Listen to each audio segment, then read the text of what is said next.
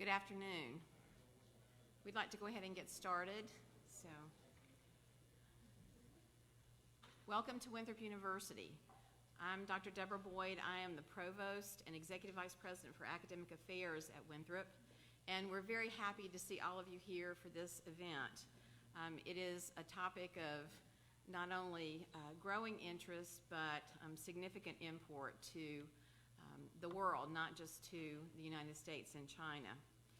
Before you get more detailed introductions on our distinguished speakers for this evening, I would like to thank some folks who've been involved in putting this event together. Thanks to Katerina Moyan, who is standing over here still coordinating and directing. Karen Kudrowski, the two of them are the co-directors of the John C. West Forum on Politics and Policy, and I can tell you, quite frankly, that this would not have happened without their good work. So our thanks to them. I'd also, there she is, I have to look over the podium a little bit, like to thank Carrie Tucker, who is the Executive Vice President of the Carolinas Chinese Chamber of Commerce South Carolina chapter. She approached us about hosting this event, and we were thrilled to do so because, again, it is important for all of us to be aware of what's going on in our world and things that impact us. It's important not only for those of us who work here, but our students. We consider ourselves a learning community, and as a part of that, it's learning for all of us, not just those who are earning degrees. And of course, we'll have more time to recognize and thank our distinguished speakers. But I also would like to introduce our moderator for this evening. It is Dr. Tian. Tian is the Dean of the College of Business at Winthrop University. He is only in his second year here, but if you see him sitting still, then wow, that's important because he never does. He is a whirlwind of activity and has helped us to move out into the community, I think, aggressively and importantly in many ways. So I will turn this over to Tian, and thanks again to all of you for coming.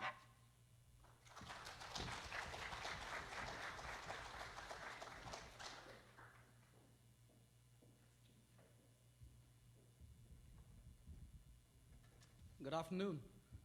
How is everybody? You're like my students, you're not talking to me. Good afternoon. There's no pop quiz, you're fine. I'd like to invite Mr. Michael Wong to come up, introduce. And then Ms. Allison Love after that. Good afternoon, everyone. Thank you for coming to today's event. I'm Michael Wong, President of Carolinas Chinese Chamber of Commerce. On behalf of our chamber, I would like to welcome all of you to Winthrop University today to discuss U.S.-China trade relationship, especially at this moment. There is an increasing trade tension between U.S. and China. Before we start today's forum, I would like to give a brief introduction about our chamber, which has played a vital role to bring Chinese investment to Carolinas, serving the best interest of Carolinas business community. Our chamber, established in 2012, our mission is to serve as the platform to promote economic, cultural, and educational exchange between Carolinas and China, to serve as the advocate for the Chinese American business community in both North and South Carolina. CCCC has grown significantly from 6 successful local Chinese business persons to well-known, well-respected mainstream organization with over 100 fee-based organizations and individuals. We are in 20 different industries with combined annual revenue over $3 billion. Today, we are really happy to co-host this event. As we know, U.S. and China economic relationship is one of the most important relationships in the world. Recent trade tension between U.S. and China has created uncertainty and headwinds for local business. As Carolina's Chinese Chamber of Commerce, we believe collaboration is better than confrontation. CCCC would like to serve the platform to improve the mutual understanding and the mutual trust between Carolinas and China. Today's event serves this purpose.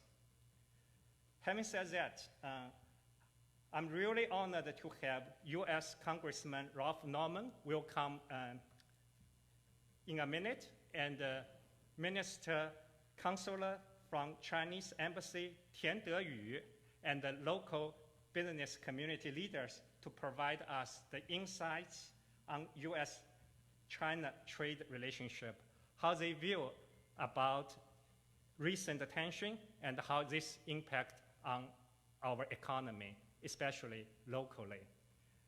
I hope the program we put together will be very insightful and helpful for all of us. Thank you.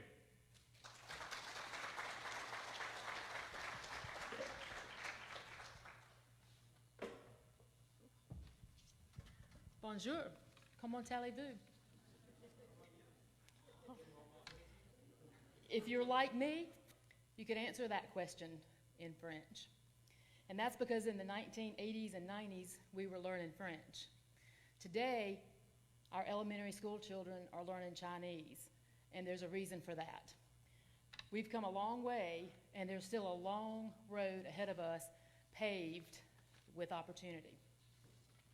My name is Allison Love, and I'm sorry I'm reading, but I'll talk all afternoon if I don't. My name is Allison Love, and I'm a member of York County Council. When Carrie Tucker originally asked me to welcome you today, I thought this is going to be easy because I can stand up and talk about South Carolina. There are all kinds of great things I can say about South Carolina. But when I started to put it in print, I realized that there are a lot of things that we take for granted. Culture, location, economics, weather. And of those, I think weather is probably the first thing visitors notice, especially on a day like today. Welcome to South Carolina, where we love not knowing from day to day whether our state shoe is going to be apropos. It's the flip-flop. I think weather is one of the best things about our area of the country. It may flip-flop, but it's always beautiful in South Carolina. I'm a lifelong resident. And it's interesting, I represent the Clover and Lake Wylie area, and there are a lot of new people moving to that area. So it's always interesting to me to ask them why they moved here. How did they even hear about us, and why they came here? And the answers include those things that we all take for granted, but it also includes #1 ranked schools and job opportunities. This is home, and I'm happy to say the economic development is a high priority in York County. We have over 40 internationally owned businesses who have made York County home. We are open for business. It's a great day in York County, South Carolina. Minister Tian and delegates, Wan Ying, Wan Ying.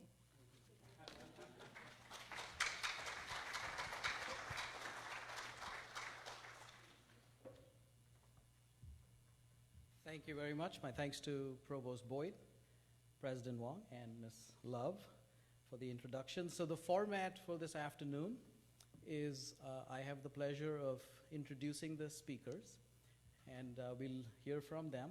There are note cards that Dr. Mayan or Dr. Kudrowski handed out. So if you have a question, and I hope you do, a lot of students in the room, so please pencil down your thoughts on one of those note cards, and Dr. Moyan is walking around. She can give you some note cards. At the end, I will have the pleasure of asking questions. Minister Tian has a flight to catch, so he will do a exit at 6:15. It's nothing personal. And I know Representative Norman also has another event, so he'll come, he'll speak, and I think he will then leave. My thanks to Dr. Moyan and Dr. Kudrowski for putting this event together. I have the pleasure of introducing the speakers. So on to the first speaker, Minister Tian. Chinese Embassy Minister Counselor Deyou Tian is the Economic and Commercial Minister Counselor at the Embassy of the People's Republic of China to the United States. Before his present assignment, he worked as the Deputy Director General of the Department of American and Oceanic Affairs in China's Ministry of Commerce. From 2001 to 2012, he was posted in the Chinese Consulate Generals in Chicago and San Francisco as the Counsel and Director of the Economic and Commercial Offices. His present post in Washington, D.C. is his fourth diplomatic assignment. Minister Tian started his governmental career in 1984 at the Department of American and Oceanic Affairs, where he was responsible for economic and trade relations between China and Caribbean countries. He has also worked as a commercial attaché at the Chinese Embassy in Rome, Italy, and in the Ministry of Foreign Trade and Economic Cooperation as Senior Assistant to the Vice Minister. Minister Tian graduated from the Beijing Institute of Foreign Trade in 1984 with a bachelor's degree in economics. We offer that. In 1985, he completed the International Market Training Program at Trinity College in Ireland, and in 2001 earned his EMBA at the University of International Business and Economics in Beijing. Minister Tian, please.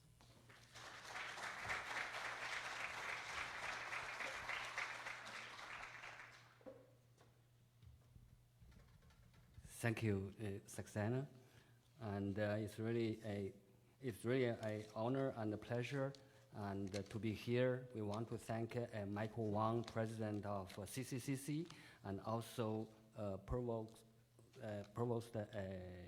Boyd and Winthrop University to inviting us.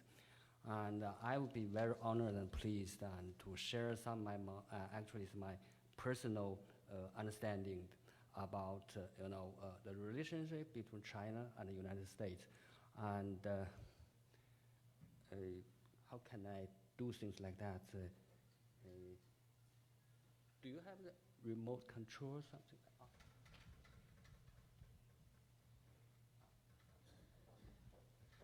I have some PPT slides, and I want to give you some. First, I want to know how many of you has been to China.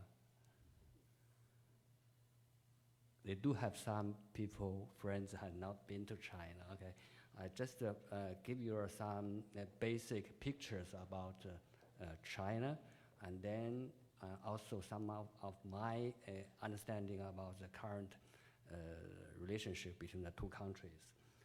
And it's me. And this is a map of China. And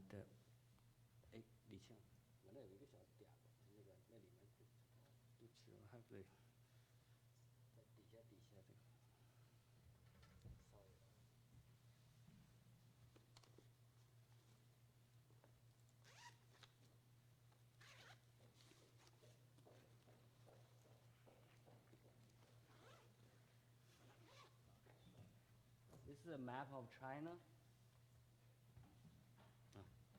This is a map of China. 70% of the people, the population living in the coast areas and the central part of China. And then this is Beijing, the capital city of Beijing, is Forbidden City. And it has been 700 years old, and 24 emperors living in this place. It's a skyline of Beijing. 21 million people living in these places. 23 million in Shanghai, living in Shanghai.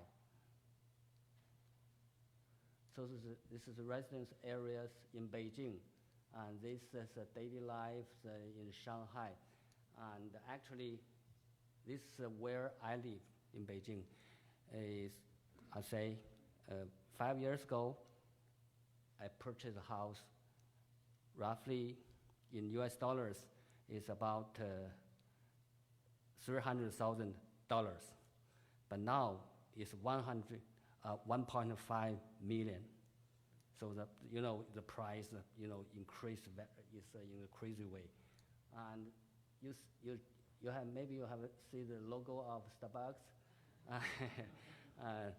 Starbucks started their business in China 20 years ago, and right now they have 4,400 stores in China.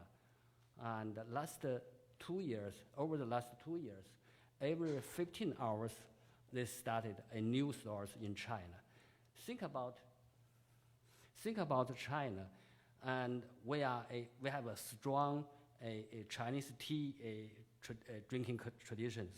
So Starbucks put the coffee in Chinese market in such a fast way, so you can see the potential of the market. You know, the vacation home is a concept which we learned, from American, and some of the people buy their second house in some coastal areas or also the mountainous areas. And the retirement age in China is either from 55 to 60s. And when the Chinese people get retired, they found a free and popular way for their health, which we call it is square dance. This is some very popular situations in China, in the big cities. And right now there are about 230 million Chinese people with the age over 60s. So the average age in India is 28, while the average age in China is 45. So before we get very well developed, we are getting into the aging societies. This is one of the challenges that we are facing. I still remember, in 1994, that's my very first time to visit American. One of the first stops is in New York. My New York friends told me that New York City is beautiful if you look at it from far away. And if you look at, through the bird views. And I really think that China has a similar situation. If you stay in American, you read the economic figures, you really feel that China is growing in a very fast way. And if you see the skylines of Beijing, Tianjin, or Shenzhen, you really feel there's no much different from New York, from Chicago. Well, if you come to, China, and you go with yourself, you drive a few hours from big cities, you will see some different pictures. This is, the pictures we got it from in Guizhou provinces. And 30 million of Chinese people still living in under $2 a day's life. This is the situation. That's why we call it we are a developing country. And this is fog. I just know, the fast development, the negative effect is the pollution. 70% of the rivers are underpolluted. And Beijing sometimes good, but we just learned just 2 days ago, and there are some problems. So this should be another challenge that we are facing in China. I just met Mr. Clifford Phillips, and they are doing some, this kind of, they have this kind of technologies, to treat the smog. I think maybe in the future we can find some, ways to cooperate in the future. This is the traffic.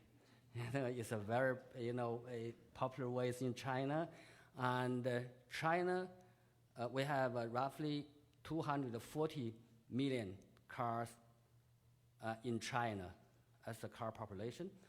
And last year, we sold 270 million new cars on the road. 27 million new cars on the road. We are the #1 car sales country in the world for almost 6 years or 7 years.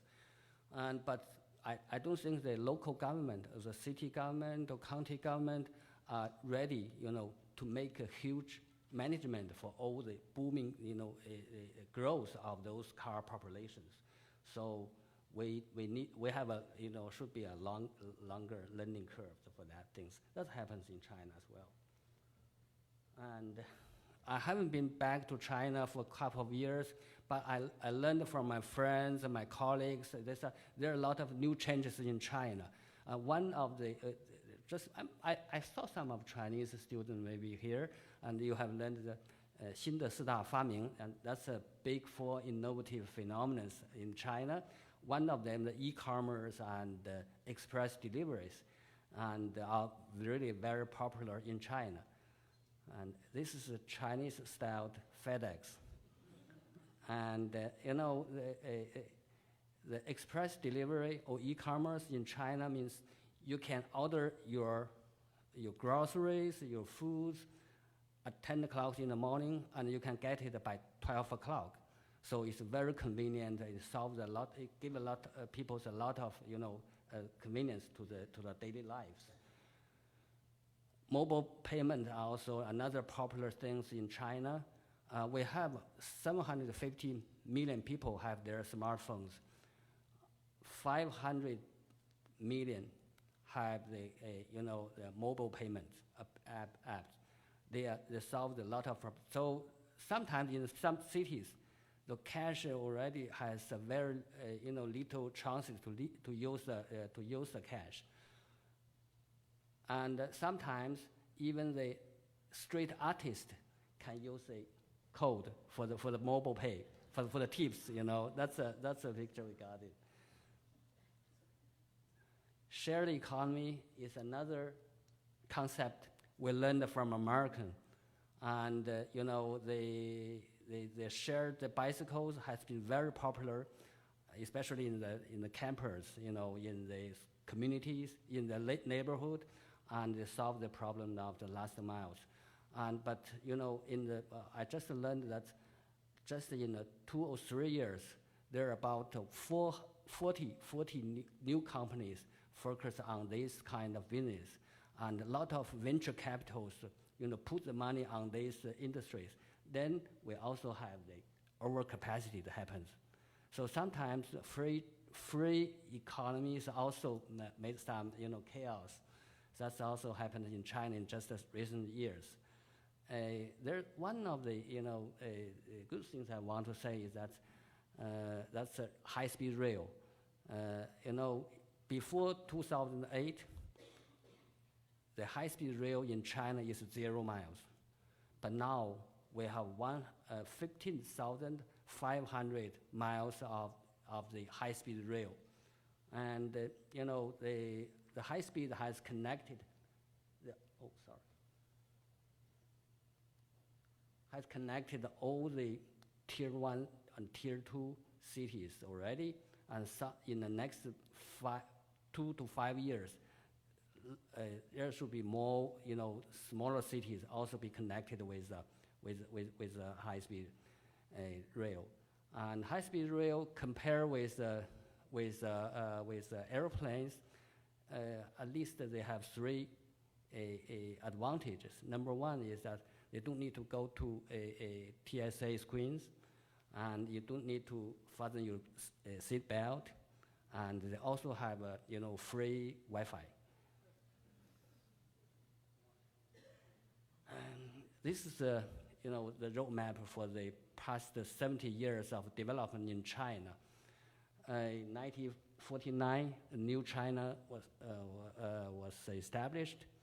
The late Chinese leader Chairman Mao, on the Tiananmen Square, he said, "From now on, Chinese people stand up."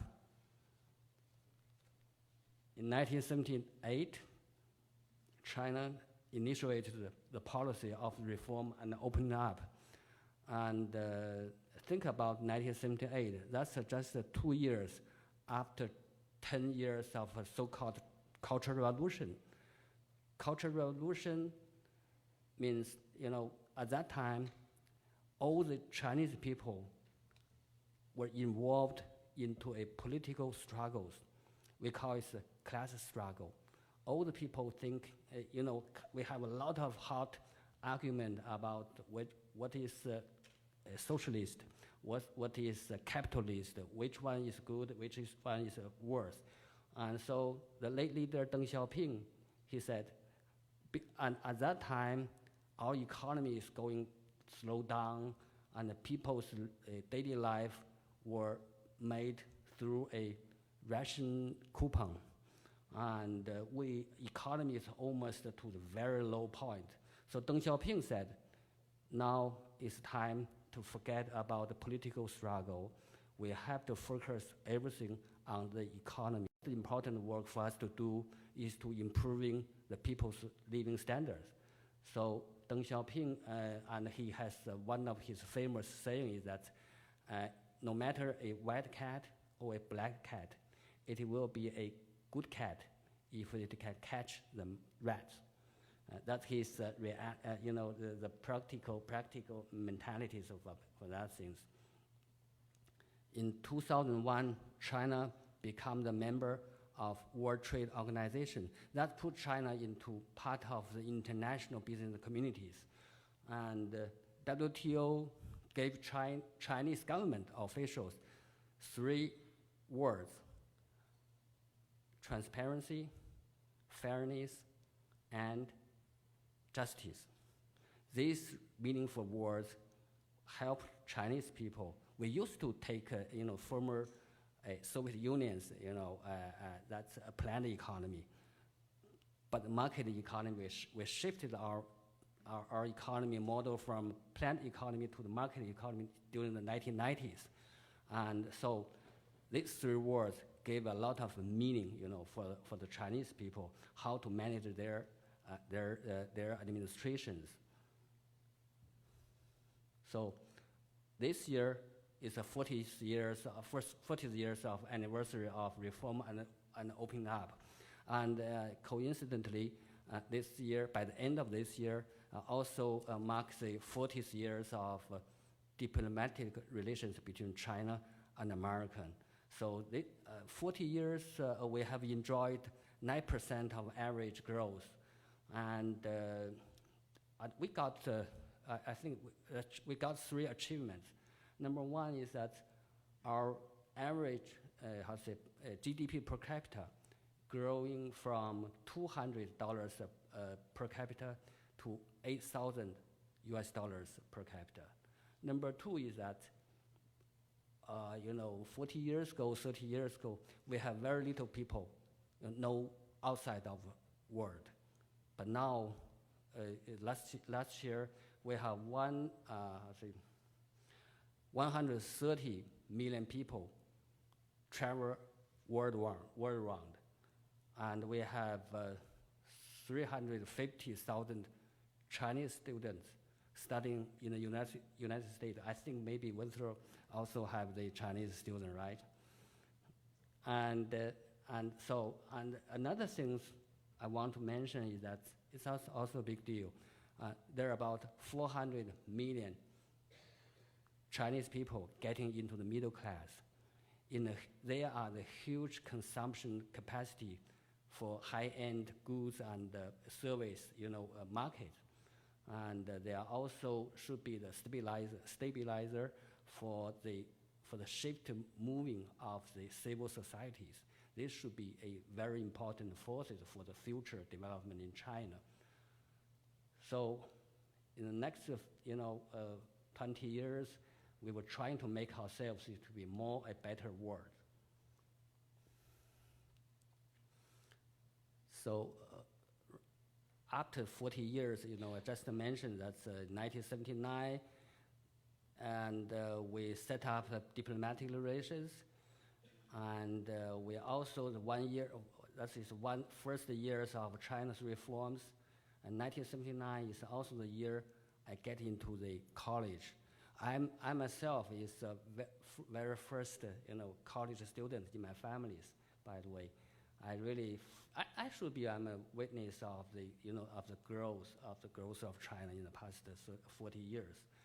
And so you can see, and we have our 2-way direct investment has increased 180 billion US dollars, 1.2 trillion US government debt purchased by China, and our total trade volume last year is 580 billion US dollars. 300,000 Chinese students studying in America, 20,000 American young people studying in China. Every day, there are about 14,000 people flying over the Pacific Ocean to each other's countries. So we really have, the two countries have intertwined, in many ways. So talking about the current relationship, and we are working in the embassy. Every day in the morning, my first thing is to check the Twitter. Because every day we got some good news or some bad news. And that's make our colleagues are really very busy. And I also checked that our counterparts, our colleagues, our counterparts in USTR, Department of Commerce, they also are crazy with their works. They have a lot of things to do for that thing. But before the things, I think maybe from China side, we have a very clear and a firm stand for the relationship. Number one is that tariffs is not a solution. Talks is the only way we can solve these problems, and we're trying to keep the hope for the best. And psychologically, we also have to prepare for the worst. And number two is that we attach a great importance to the relationship.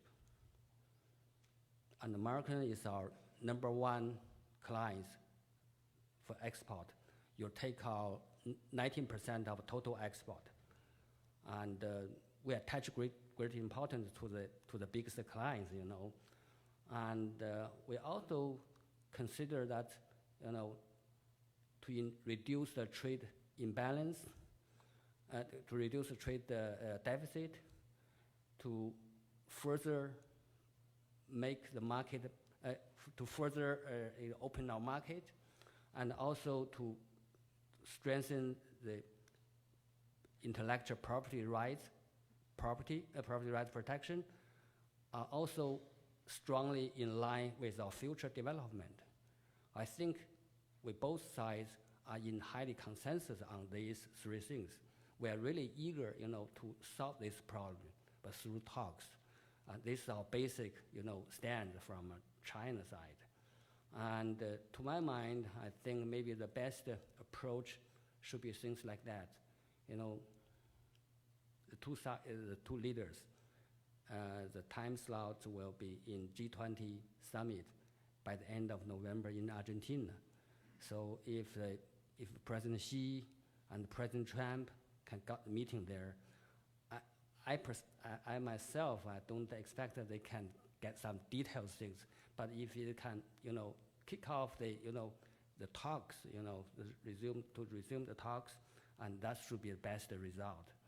And the talks can, I think if the talks can get finally gets a agreement, and I think trade balance can be resolved, and the market access can be expanded in China, that means there will be more American companies get equal treatment in Chinese market, and the IP protection will be strengthened. So this should be the best way. We also learned recently there are a lot of think tanks that have some seminars in Washington, D.C., and they also, set up the other approaches. Maybe the two countries will, after prolonged for a few more years, for the tariffs, and then they come back for talks. And then just now, Michael Wang said that we really hope that we don't want confrontation, we want cooperation. And that should be the best, we really hope that's the best approach will be made by the two presidents. You know, in 1950s, in early 1950s, and we were enemies during the Korean War, and well, in 1971,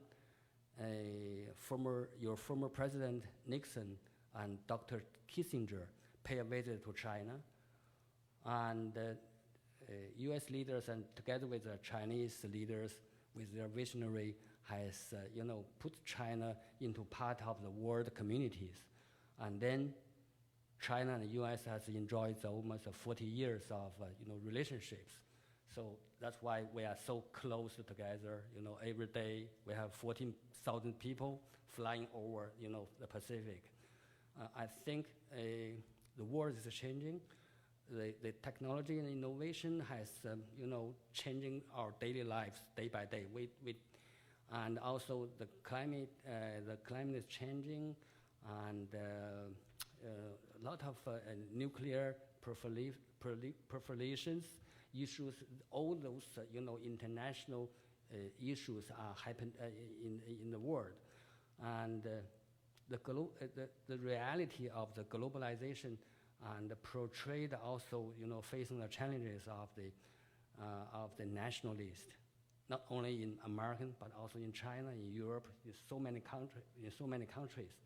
So as the number one and number two economies in the world, I really think that we have the responsibility, to handle these two relations in a more proper way.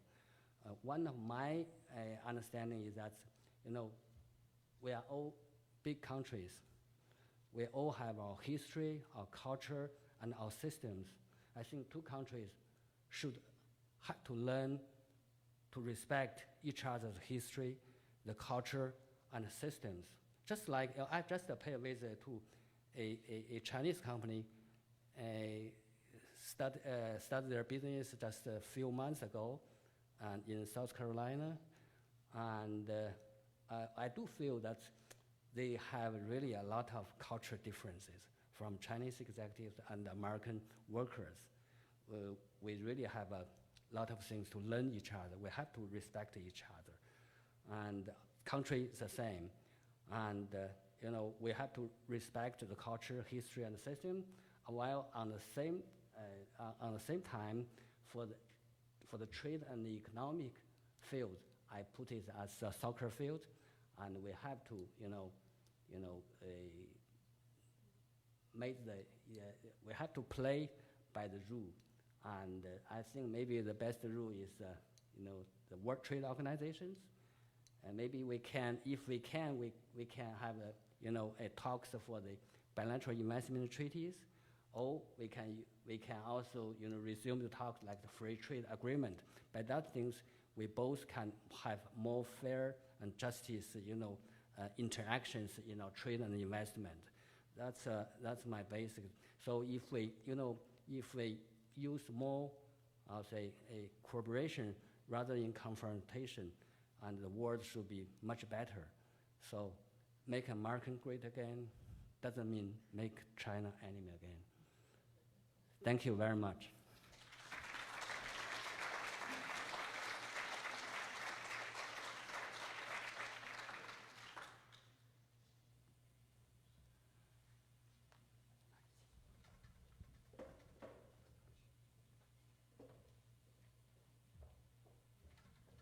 Thank you, Minister Tian, for a very informative presentation. I'm reminded of my trip to Tianjin. We had a cooperation agreement with Tianjin Polytechnic University, so I remember my trip to Beijing and the bullet train and all the fun times we had with Gombe over lunches. We actually have students from Luzhou. Yeah, we've signed a 5-year contract. These are city employees who come and they're earning their MBA at Winthrop University. So I've had the pleasure of teaching a number of Chinese students, and they are a pleasure. Thank you. I'm being told that Representative Norman is running late. He's not here, so we will move on with the program. It's my pleasure next to introduce and invite to the stage Ms. Amy Thompson, who's the Director of International Strategy and Trade at the South Carolina Department of Commerce. As Director of the International Strategy and Trade Division, Amy is responsible for the growth of foreign direct investment and export activity in South Carolina. Amy is a graduate of the University of South Carolina, was named the first chair of the South Carolina International Trade Coalition, and currently serves on the board of the South Carolina Manufacturing Extension Partnership. Ms. Amy Thompson. And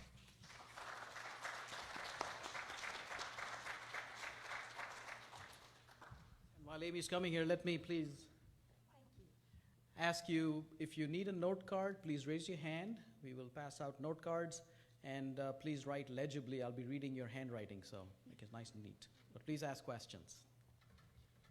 Thank you, Dean Saxena. Good evening, everyone. I can say good evening now. I have a presentation that, and I may abbreviate it a little bit, but I wanted to give you an idea of China's impact on our state. So I'll give you a state view. Minister Tian gave a wonderful overview of the national relationship, and actually learned a few new things as well, so thank you for that. So the Department of Commerce, we are a cabinet agency. Our secretary is appointed by the governor, and our main goal is to grow the state's economy by bringing jobs into South Carolina. So we recruit new business, and we also have a very robust existing industry program. So once companies come to our state, we work with them to keep them here and keep them healthy. So Rich Fletcher, who also used to work at Commerce, is now the director of the I-77 Alliance. I just want to illustrate how the local governments work very closely with the state, all the way down to the city councils, the county councils. We work very closely together to bring industry into our state. I'm going to provide you numbers from 2011. That is the tenure of our recent Secretary of Commerce, Bobby Hitt. He was appointed by Governor Haley, and she moved on to the UN.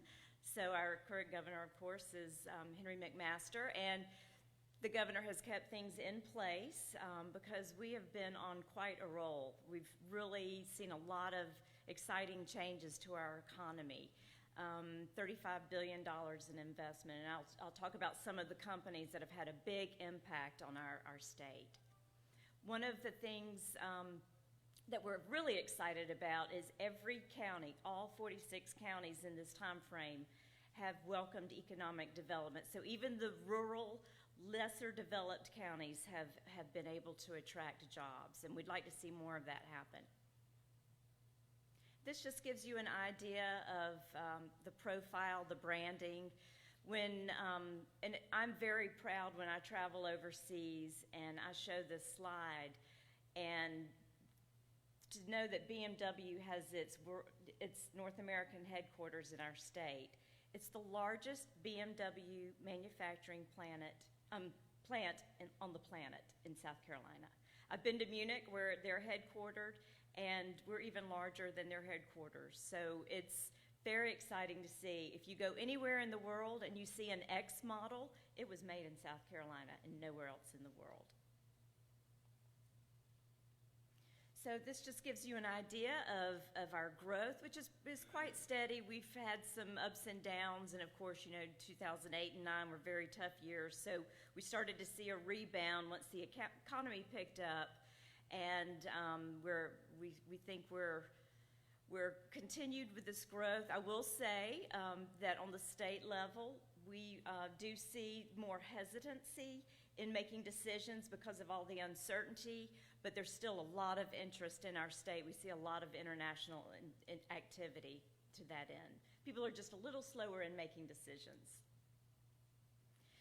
Last year was very exciting because Volvo announced their North American manufacturing operation in South Carolina. So that is why Sweden is on the radar screen. That's not very typical. Samsung created 1,000 jobs in Newberry County. So that was a very big impact on our state. Just for 1 year, you can see how that impacted. And we just completed a trade mission to Korea to meet with more companies.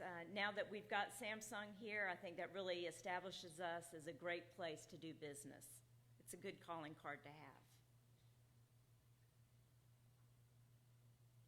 Automotive continues to be a very large sector in our state, thanks to now Volvo and BMW. And Volvo is just getting ramped up. So BMW's been here 25 years. They've doubled in size. They're, 8,000 employees now.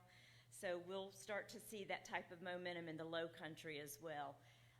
Life sciences, that's really exciting. We're starting to see a growth in that area. So for all of you students, there's a lot of opportunity. If your aptitude is in math and science, there are a lot of businesses that are starting to locate and grow here in our state. And of course, agriculture is very important to our state. And I'll tie that in when I talk a little bit about textiles and their resurgence in our state as well.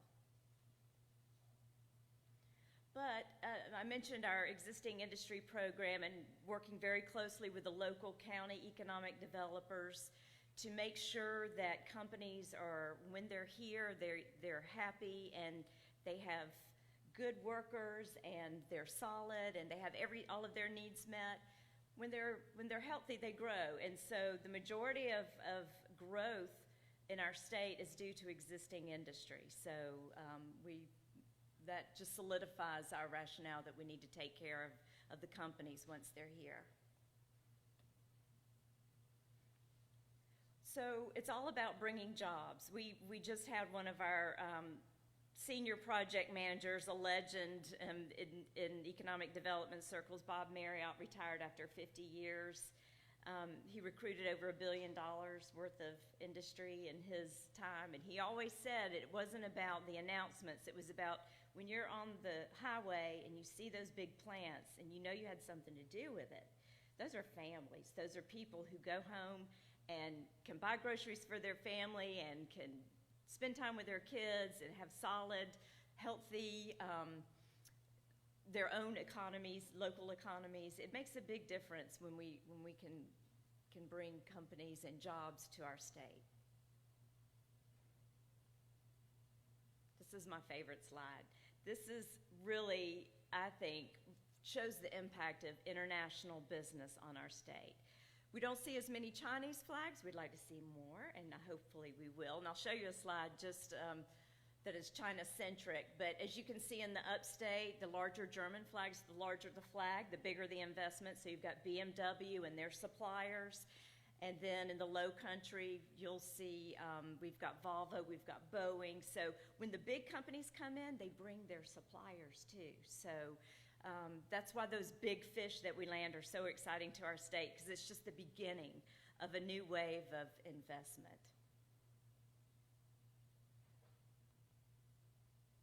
So here's China. I started in 1999 at Commerce. China was not even on the radar screen as far as investment until Hire came, and that was a big deal. So once the Chinese companies started to come, and they work very closely together, just like U.S. companies do, they network, and so the word is as big as a country that China is, they know South Carolina over there. And a lot of that is because of the Chinese companies that have come to our state. I talked about textiles. You obviously are in an area where textiles were very big. 1940s to the 80s, I was in the textile sector working for a trade publication, and I saw a lot of those jobs moved offshore. They moved down into Latin America, the Caribbean, and then over to Asia. Well, guess what? They're starting to come back. South Carolina has some of the finest cotton in the world, and companies know that. So we've got some textile companies from China that are really interested in our state. We have some existing here. I mentioned Hire. They were the first Chinese company to establish a manufacturing operation in the United States, and it happened in Camden, South Carolina. They were there, yeah, that's right, I remember when I first started, they made the announcement. And Kier is, they do technical fabrics, advanced fabrics, and they are doing very well in this area, and they have 4 phases of growth. So they've started up, and they're already in growth mode. So we're really excited about them. I will be going over to China my first time next year, and I'll be leading a mission over there. And I really look forward to meeting with some of these Chinese companies. Minghua is in the upstate, an automotive supplier, and Jushi is, I'm assuming, Minister Tian, you met with Jushi. That is very exciting because we don't typically get a lot of big manufacturers in the central part of the state, but Jushi Fiberglass is hiring 400 people. And that's a big deal for Richland County, where I am in. That's very exciting news. And what's great about Tektronix is it's their headquarters here for the U.S., and it's very advanced technical type of job. So really, I see a lot of student faces in here. I want you to consider manufacturing. There are a lot of jobs out there, and they pay very, very well. I have a junior in high school, and I talk to her about this all the time. So we have had an office in Germany, well, in Europe. We started in Brussels for 40 years. We were one of the first states to do that. We were the first state to establish a standalone office in China. We had an office in Shanghai. We've since closed it, but we have contractors there. So we have a presence in China, in Japan, and now in Korea. Thanks to Samsung, we expect to see a lot more interest from Korea. And in India. I'll be going over to India next month. And what we do when we do these missions is all of our offices set up appointments with companies. We're not looking to poach them from that country and steal them over here. They're growing because the U.S. economy is so strong and they want to sell to the U.S. It behooves them to be in the United States. It's cheaper, it's faster to market, and the Southeast is growing so quickly that really when all of the Southeast states win, we all win because it brings their supplier base. So these are the main markets we focus on. I want to talk a little bit about international trade because, as I mentioned, when I started in 1999, China, again, was not on the radar for investment or for trade. There was a big trade war. There was a deficit. It was just not part of the picture. But what we do at Commerce is we work with existing industries, manufacturers, and help them find new markets to sell to. And as they grow, they're probably going to hire more people. They're going to be able to pay better wages. So exporting is very important to our state. We've got the Port of Charleston. It's been there since the 1600s. And we're seeing a lot of shipping go to China. So we did a mission to China last year. We'll set up appointments for our existing industries to go over to find partners, sales representatives, or even customers overseas in other markets. And our team over in China also participates in trade shows to gather intelligence and talk a little bit about South Carolina and spread the word to industries there. Just like investment, we've seen steady growth every year, and these are in pretty heady times. There's a lot of competition, but South Carolina is a very active exporter. So talking about BMW, it won't surprise you that vehicles is our #1 product that we sell. As I said, the X5 is sent all over the world. BMW, 70% of the cars they make are exported. And I encourage you, if you ever go to Charleston and you're near the port, you'll see lots of BMWs lined up. They're ready to get loaded every day. They're loaded up and go overseas. Boeing, of course, being in Charleston, they sell 1 or 2 aircrafts, and that has a big impact on our local economy. I think wood pulp, plastics, That has always been a stable export product. Rubber, we have 5 tire manufacturers in our state. Lots of tires go overseas too. So guess what our #1 export market is? China. They weren't even in the top 10 years ago, and they have moved very rapidly up. They're buying a lot of cars, they're buying a lot of tires, they're buying a lot of poultry, a lot of agriculture. So, you know, when Minister Tian was talking about the impact of trade and negotiations, I mentioned all of those sectors in our state. It has a very big effect on our state. Agriculture, cars, plastics, it's a big deal to us. Canada and Germany and Mexico we're always in the top 3. Those are very large markets. Again, trade, NAFTA's been renegotiated, so it's not just a national impact, it hits home. It's very important to us. Saudi Arabia probably bought a plane. That's why they're on our top market, or maybe a couple.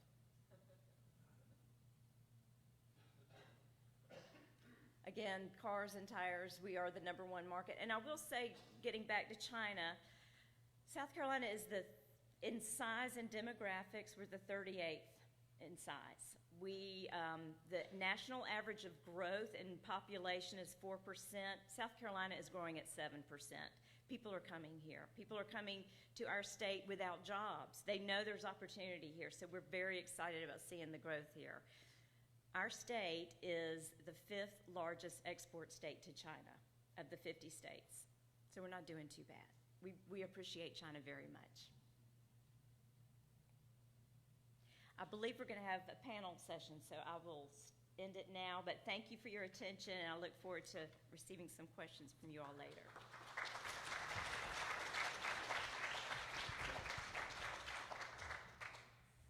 Thank you, Director Thompson. Very interesting presentation. And students, I know some international business student or majors are in the room. Let there be no doubt, international business is here to stay. All right, it's my privilege next to recognize and invite Rick Fletcher to the podium. He's the president and CEO of the I-77 Alliance, a public-private partnership that promotes economic development across a 4-county region in South Carolina.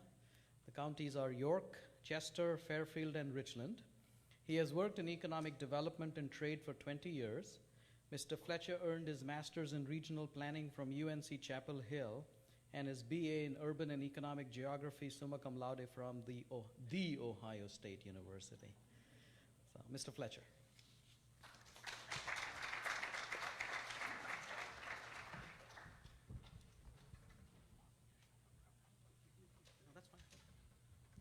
All right, good evening. Thank you for being here. Thank you for the opportunity to speak with you. I'm going to be very, very brief. And yes, you can all heckle me about Ohio State. That's fine. I get it all the time.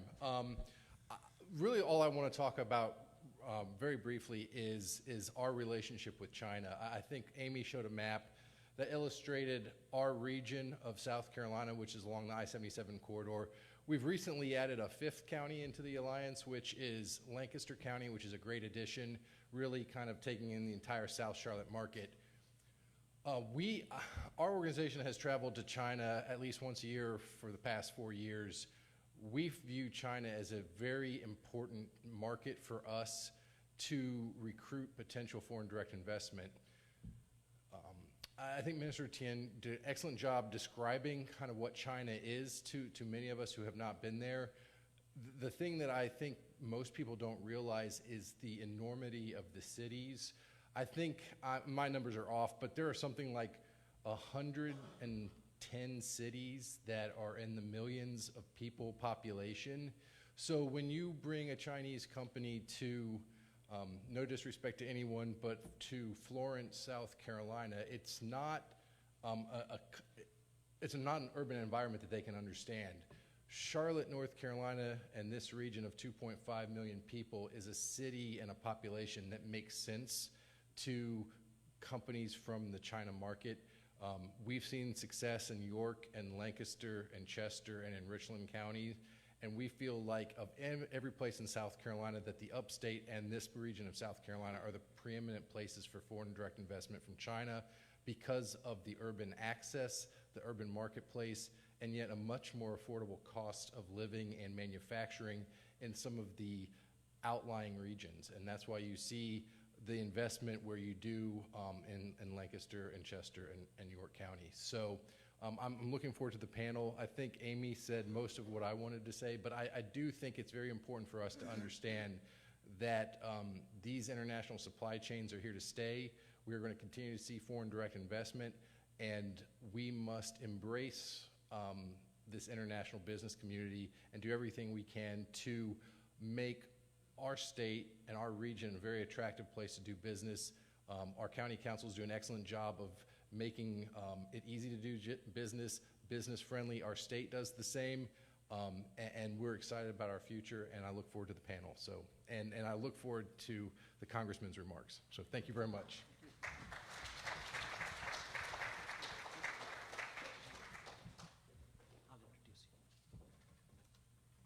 Thank you, Mr. Fletcher. Next, it's my pleasure to introduce Congressman Norman. Representative Ralph Norman is a lifelong resident of South Carolina's 5th District.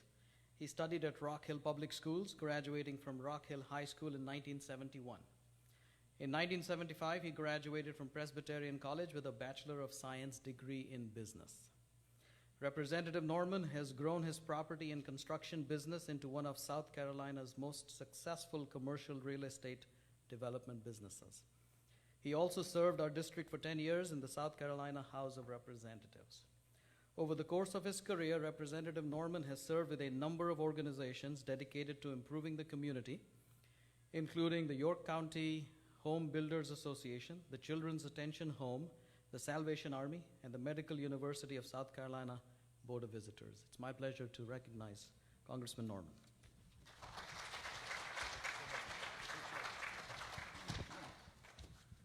It's a true honor and privilege to be here today. It's great to see future leaders, current leaders. Carrie and Richard have done a tremendous job in the promoting China and Mandarin in schools. And let me say, as a developer, it's in my DNA to foster good relationships with all countries. And China is the 3rd largest export market for America. We do over 160 billion. We export over 160 billion. South Carolina, 6.9 billion in 2016. The markets that we are mainly export are transmissions, car parts, and we really want to grow that. I think despite the rhetoric that you hear, it's to our advantage and to our benefit to have good relations with China as well as other countries. We're in a great position, and Rob, you know this with the Chamber. South Carolina is a fabulous place to do business. We have the natural resources. We're a right-to-work state. That's why the Boeings, the BMWs, the Michelins, the Continentals are coming to South Carolina, as well as Georgia and Virginia and other states. But it's our job, as in the political, those of us who serve in the political arena, to make sure that it's continues to be a thriving market. We're going to have our ups and downs. We're going to have our agreements and disagreements, but that's true in anything. I don't agree with myself 100% of the time. And in the business arena, you have to have the mindset that we want to grow forward. We want to grow the market share, not only on exports, but on imports that we have. We have products, particularly in the farming sector. Our soybeans, our cotton products are going to continue to grow here. California lost 145,000 residents over the last quarter. And guess where they're coming? South Carolina's on the list of the states that they're coming to. I've always thought that, particularly with the internet, where it is today, that we can have business in a global sense. We can't be isolated. And that's what's so exciting about being in the United States Congress now. I think everybody's eager to confront whatever issues we have, and then to have other countries participate with us as we're going to participate with other countries in imports and in exports. So I look forward to the panel discussion, and I look forward to answering questions that you may have. Thank you so much.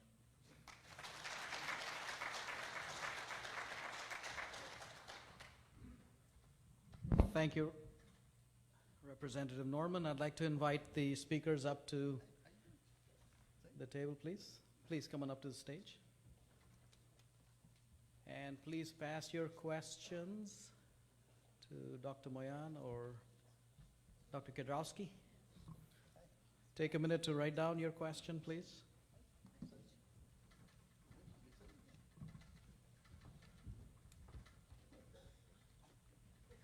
Perfect. As we are getting settled, let me start with a question for Minister Tian.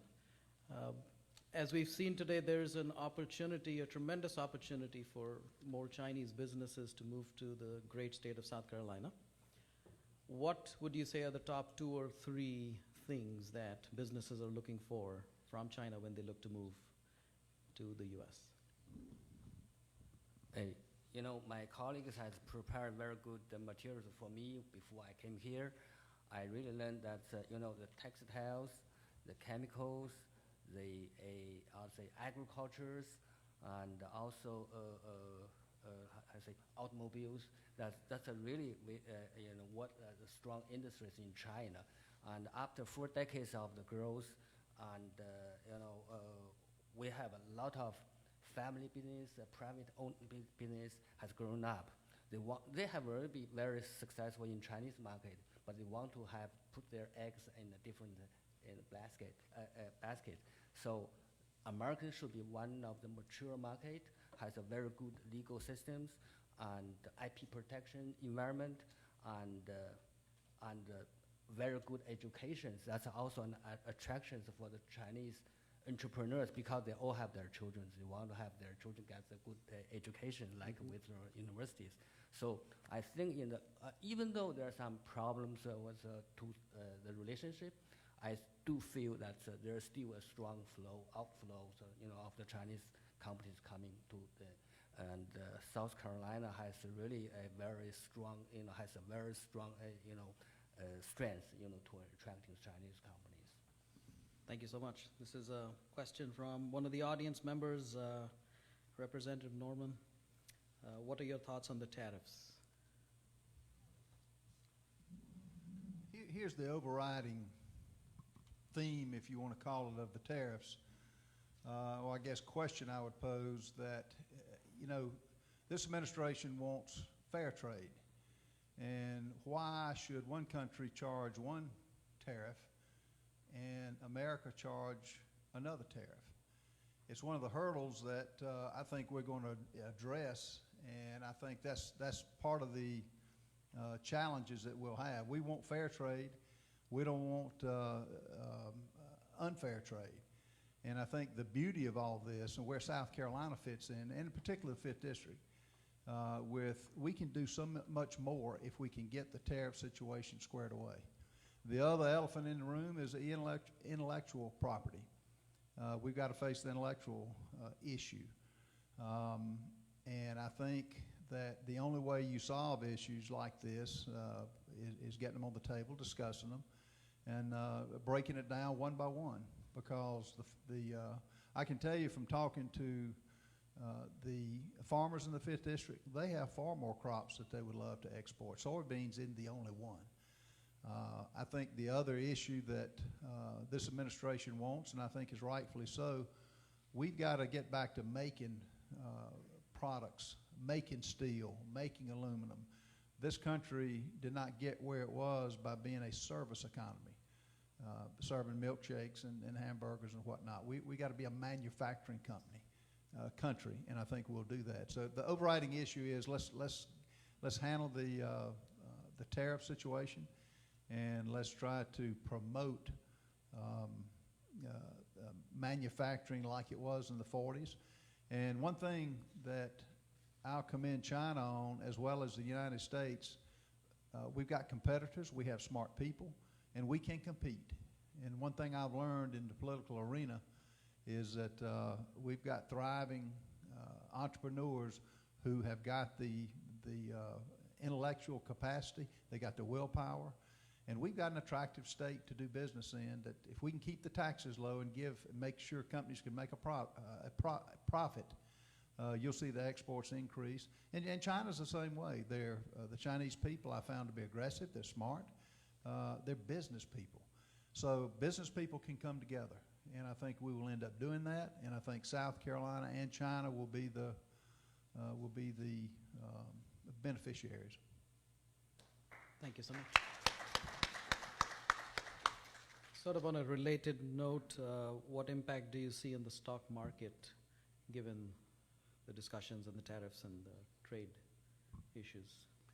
From my side, I mean, it's been up and down. I mean, it's like the stock market normally is. You don't, on the report of bad news, it takes a dip. But overall, I don't think it's singular in nature. It's not just the tariff situation or the threat of what may happen or may not happen. But most companies that I have spoken with, they're investing. And what you see, when you see the stock market taking a dip for a long, extended period of time is when they have no confidence in the economy. The companies today have confidence in the economy, and they have confidence because the tax cuts that we've been able to pass, the anti-regulations we've been able to pass and take off the backs, which has spurred all of this, which has kept the stock market relatively strong. And as I ask people, look at your 401k, how's it doing? It's doing pretty well. Thank you so much. Minister Tian, question for you. What similarities do you see between South Carolina and China? Just like Congressman Norman said, that we are all business people. We have really very strong entrepreneurship, and we are very hardworking, and we really are very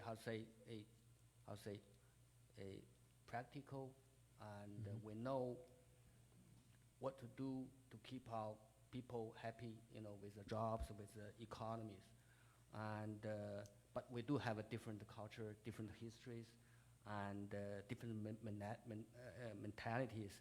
And some of the Chinese companies are having some culture shocks, when they first came here.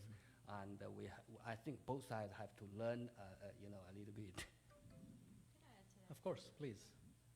One of the things I wanted to mention as far as our agency and what we're doing with the local communities is educating the communities when an international company comes in. I'll give you an example, and it's a relatively new program, but when Samsung came into Newberry County, they do have another Korean, they have Kisawire there, but this was a big deal. There's 1,000 jobs, and they're bringing in a lot of Korean nationals to train up the staff. So what we did is we did a roundtable for the local community leaders. So we had fire service providers, the police chief, county administrators, and employees to learn about Korean culture. And we want to do more of that when we see these international companies come into the state.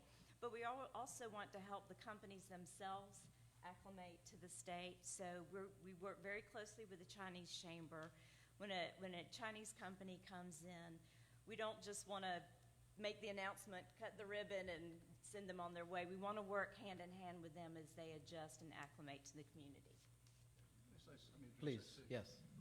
And you mentioned Samsung. They came into Newberry and offered and took over a vacant Caterpillar building, which they remodeled. And if you go down there, it's amazing what they've taken an abandoned mill that was paying no tax dollars. And it's up and thriving now. They're adding to it. And I think the other issue is we have to learn more about the Chinese culture. We've got to have an open arms and a wanting to know which we're doing. with Samsung, it was great to see all the leaders here to take us through the plan and to have a discussion on how we can help. What ancillary businesses can we get in Newberry that will help you make money? Because profit is not a dirty word. Profit pays our police, our fire department, our teachers, and they've got the profit incentive, and we got to make sure in South Carolina we keep it competitive, and that we learn more about the culture so that the workers that are here are happy. Thank you so much. A question for Amy and Rich. Where do you see opportunities for cooperation from your perspective?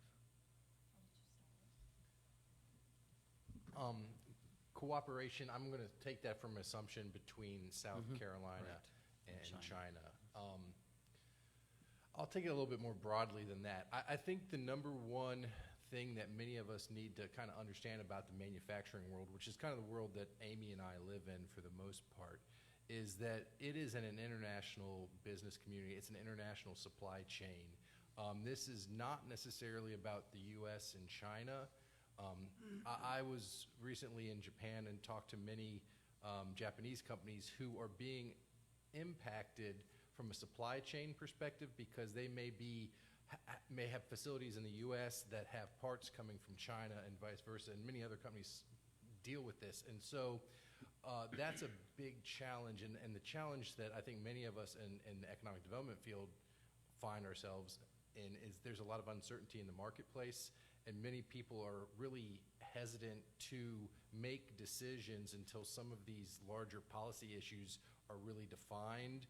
And based on what Congressman Norman said, I think that we're on the right path to getting some of those defined, but there's a lot of uncertainty now because no one really knows where these tariffs are going to end up. But I think from a cooperation standpoint, we continue to have dialogue with as many Chinese companies as we can. We continue to host delegations into the marketplace from Chinese business people.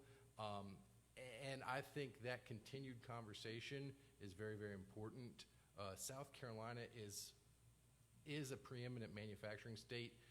We have a much higher percentage of our workforce. I think statewide it's somewhere around 17% of our workforce is in manufacturing.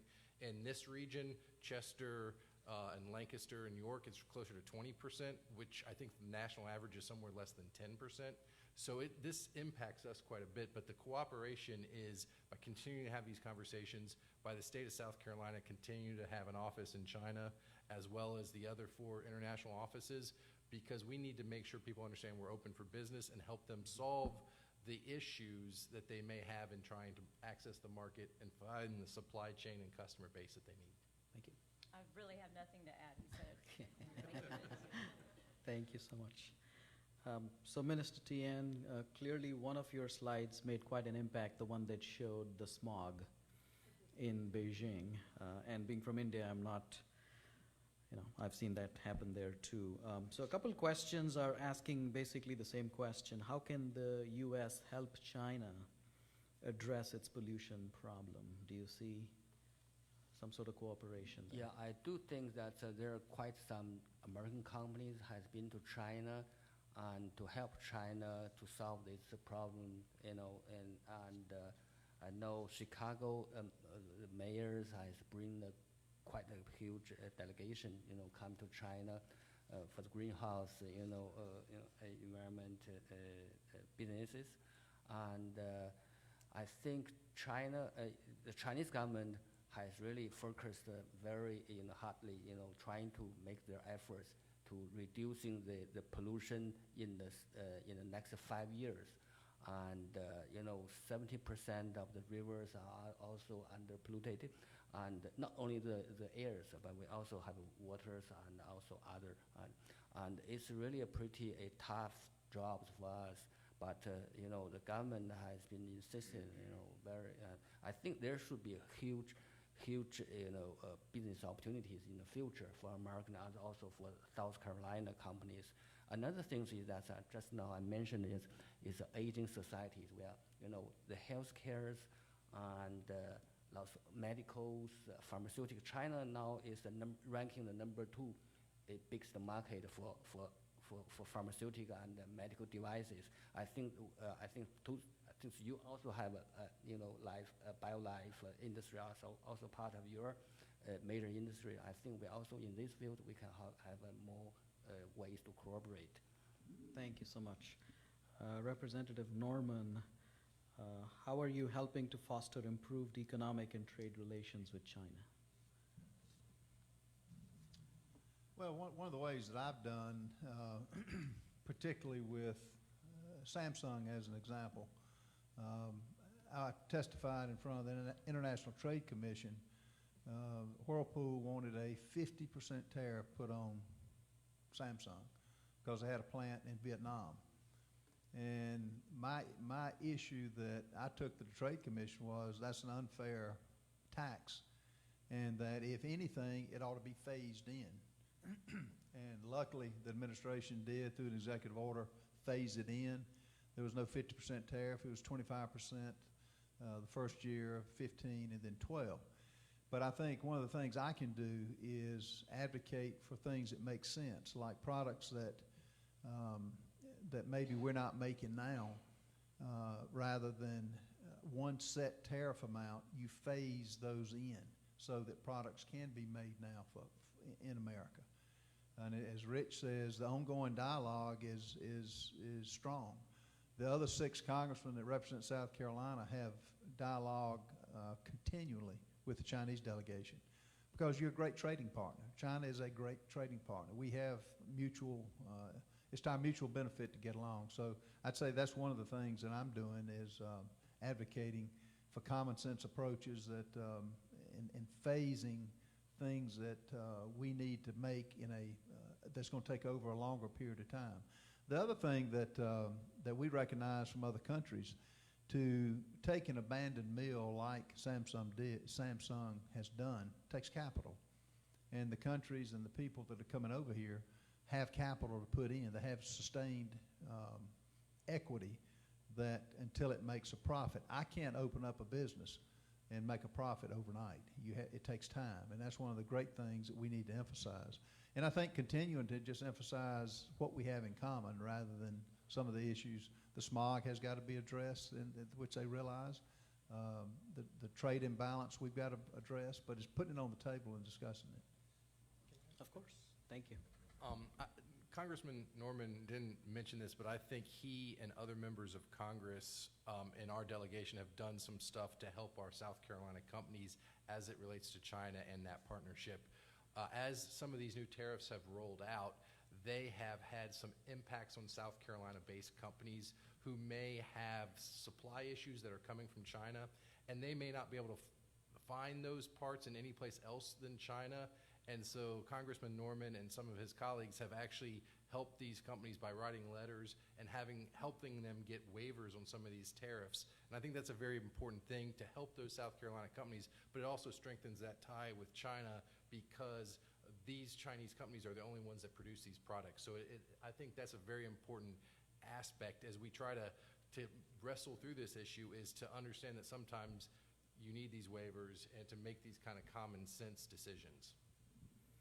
Thank you so much. I'd like to take this opportunity to thank Drs. Moyan, Kadrowski, all the panelists, Provost Boyd, President Wong, Councilwoman Love. I know the minister has to leave at 6:15 to catch a flight, and Congressman Norman may have a busy schedule too. But we have a reception, and I want to give you a chance to interact with the speakers. I'm an accountant. I will say that's sunk costs, so please do not leave any cookies there. I'm looking at the students. We have a question? Please, come on up. So thank you to the speakers.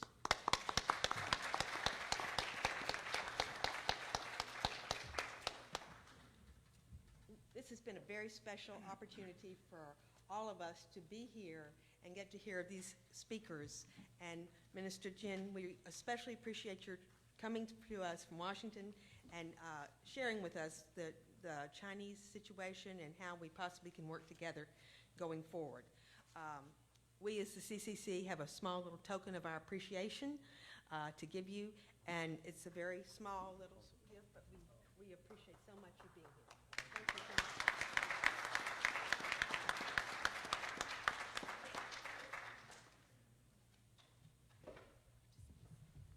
Please enjoy the refreshments and please continue to have a conversation with the speakers. Thank you. Thank you for coming.